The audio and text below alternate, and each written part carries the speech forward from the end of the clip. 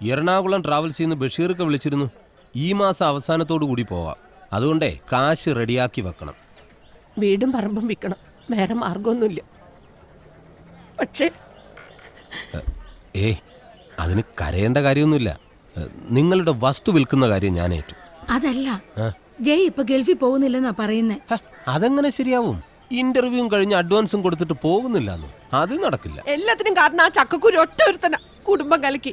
അവൻ എന്റെ കൈ കിട്ടിയാലുണ്ടല്ലോ, അവൻ എന്റെ മോക്ക് എന്തോ കൂടോത്രം ചെയ്തതാ.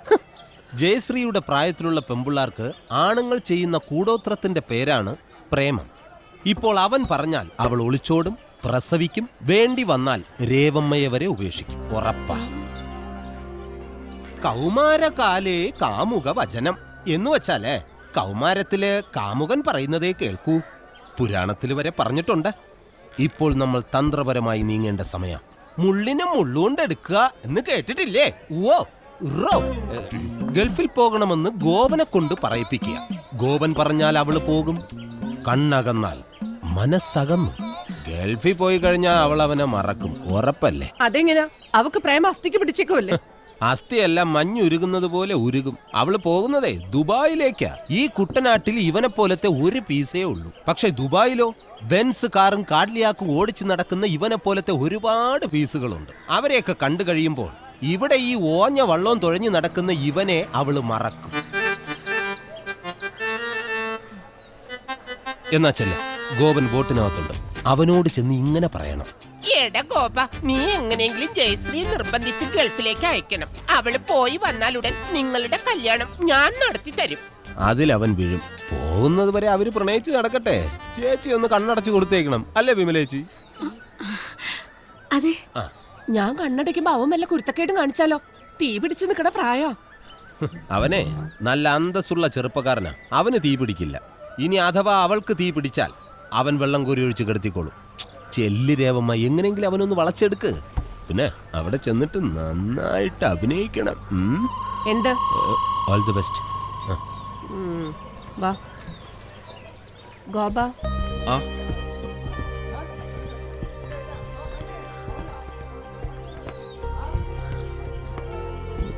ഇരിക്കൂ. കുടിക്കാൻ കരിക്കും വെള്ളം വേണ്ട. ഞാൻ വീട്ടിൽ വന്ന് കാണാനിരിക്കുകയായിരുന്നു. തെറ്റെൻ്റേതാ. കുറച്ചു നേരം അവളുമായിട്ട് സംസാരിച്ചിരിക്കാനേ കരുതിയുള്ളൂ. ഇങ്ങനെയൊക്കെ സംഭവിക്കുമെന്ന് വിചാരിച്ചതല്ല. പോലീസ് കൊണ്ടുപോയിന്ന് കേട്ടപ്പോ എന്റെ ചങ്ക് പെടഞ്ഞു പോയി. സത്യം പറയാലോ, കൂടെ നീയാന്നറിഞ്ഞപ്പോ സമാധാനായി. കാശിന്റെ കാര്യം പറഞ്ഞ് വഴക്കിട്ടിട്ടുണ്ടെങ്കിലും നിന്നെ എനിക്ക് വലിയ ഇഷ്ടാ. നിന്റെ ആ ചുറുചുറുക്കും ഇംഗ്ലീഷും വീട് നോക്കാനുള്ള ആ ഉത്തരവാദിത്വം, പിന്നെ നിങ്ങൾ തമ്മിൽ നല്ല ചേർച്ചയാ, അല്ലേടി? എനിക്ക് പലപ്പോഴും തോന്നിയിട്ടുണ്ട്. മതി, എന്റെ മരുമോന് ഇത്രയും ഗുണങ്ങൾ മതി. ഇനി അവള് നിനക്കുള്ളതാ. പക്ഷേ ഒരു കാര്യം മാത്രം മോനെ എനിക്ക് സാധിച്ചു തരണം. പറഞ്ഞോളൂ അമ്മേ.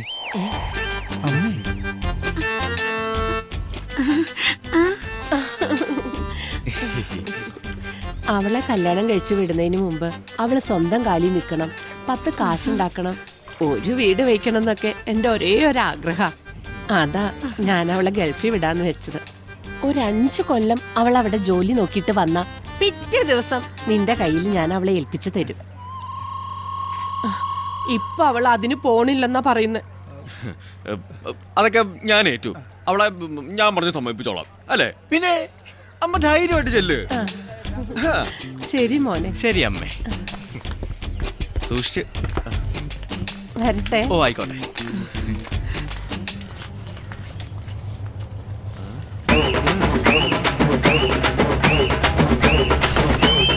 നിങ്ങൾക്ക് പ്രേമിക്കാനുള്ള ലൈസൻസിന് വേണ്ടി റെഡിയാവാത്ത വിസ റെഡിയായെന്ന് പറഞ്ഞ് തള്ളയെ പറ്റിക്കാൻ കൂട്ടുനിന്നവളാണ് ജയശ്രീ.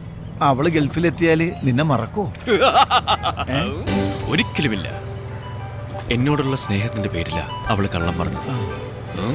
പരിശുദ്ധ പ്രേമത്തിന്റെ വിജയത്തിന് അമ്മേ ഒരു കള്ളവൊക്കെ ഓക്കേടാ. ഓക്കെ.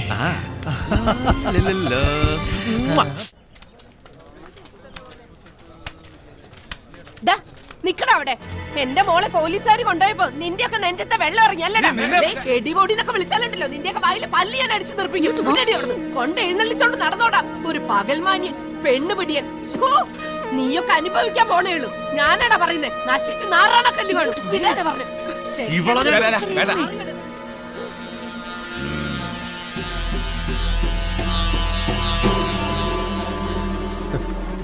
അവരുടെ ഒന്ന് രണ്ട് കിട്ടിയിട്ട് അവന് മതിയായില്ല. നാടക ഡയലോഗാ. പൊക്കോട്ടെ. ടോമിയെ, അവളെ ഒന്ന് ചുണ്ണാമ്പ് വെച്ച് വെച്ചേര്. നേരം കാലമൊക്കെ വെക്കുമ്പോ മുറുക്കും.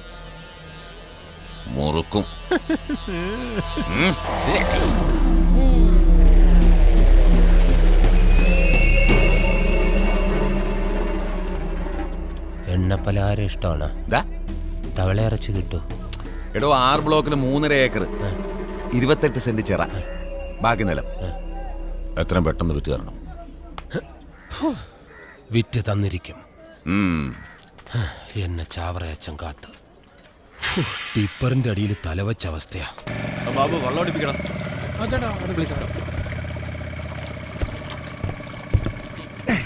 എന്താടാ സന്തോഷം? ഇന്ന് നീ ചേട്ടനും ചേച്ചിയും തപ്പി നടക്കണ്ട, കേറ്റിക്കോ. ഡേ ക്രൂയിസാ പറഞ്ഞിരിക്കുന്നേ. നിന്റെ വാചകത്തിൽ ഓവർനെറ്റ് ആയിക്കോളൂ. അത് ഞാൻ ഏറ്റു. Hello, only 500 meters from here. Our houseboat is waiting. That's good. Please. Namaste, welcome. അങ്ങനെ മിടുക്കി. കമോൺ മിടുക്ക. അവിടെ പുന്നമടയിലെ അപ്പച്ചന്റെ തറവാട്. അവിടെ അപ്പച്ചന്റെ അനിയന്റെ മോന്റെ മനസ്സമ്മതം. അവിടെ പോയത്. ഇത് എന്റെ ആങ്ങളെയാ. അറിയാം. ഹലോ. ലിസ് ചേച്ചിയുടെ മുമ്പിൽ നിൽക്കുമ്പോൾ എനിക്കൊരു കുറ്റബോധ. ഞാൻ കാരണമാണല്ലോ ഇങ്ങനെയൊക്കെ ഉണ്ടായേ. ഗോപൻ ഒരു നിമിത്തം മാത്രമാ. കുര്യച്ചൻ ഒരുപാട് റിലേഷൻഷിപ്സ് ഉണ്ടെന്ന് എനിക്ക് ഉറപ്പായിരുന്നു. പക്ഷേ ലിസ് ചേച്ചി വീട്ടിലേക്ക് തിരിച്ചു പോകണമെന്ന് എൻ്റെ അഭിപ്രായം. ആ 6 ബ്ലോക്കിലെ 3.5 ഏക്കർ വിറ്റ് കൊടുക്കണമെന്ന് കുര്യച്ചൻ മാമച്ചനോട് പറഞ്ഞേക്കുവോ? കുര്യച്ചന്റെ അമ്മച്ചിയുടെ പേരിലാ സ്ഥലം. അതുകൊണ്ടെന്താ അവരെ കൊണ്ട് ഒപ്പിടിച്ചാൽ ഈ കിടക്കുന്ന സ്ഥലം എല്ലാം വിറ്റത്. ഇക്കണക്കിന് പോയ കുര്യച്ചൻ അതും.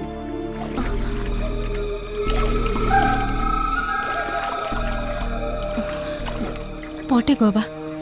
ഓ എന്നാ ശരി. ശരി.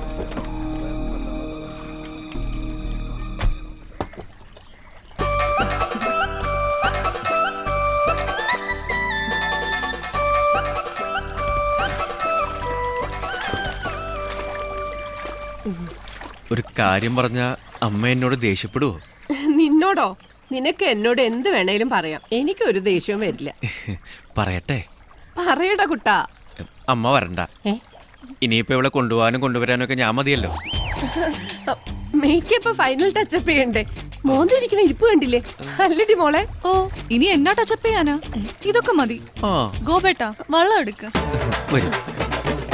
ഒന്ന് പിടിക്കണ്ട. ഞാനും സൂക്ഷിച്ച്. അമ്മ അത്താഴം കഴിച്ചു കിടന്നോളൂ, വരുമ്പോ വിളിക്കാം.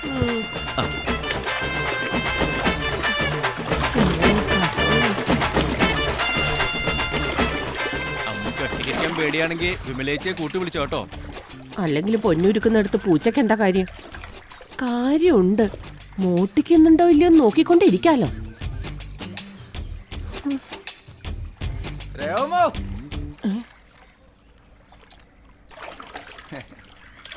എന്താ രേമേ പെട്ടി നോക്കി? പോയിട്ട് വന്നതാണോ പോവാൻ നിക്കാണോ?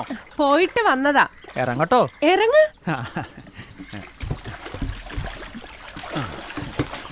മോള് പോകുന്ന ഞാൻ കണ്ടായിരുന്നു. ആഹാ. പുറത്തേക്കാതെ അകത്തോട്ട് കേറാ എളുപ്പം. ആരെങ്കിലും കാണും. കുറെ നാളായി. വാടാ. നിന്നെ ഇന്ന് ഞാൻ വിഗ്ഗം വെച്ച് നടക്കുക. മൊട്ടത്തലേ. കുറെ നാളായി നിന്റെ സൂക്കേട് തുടങ്ങിയിട്ട്.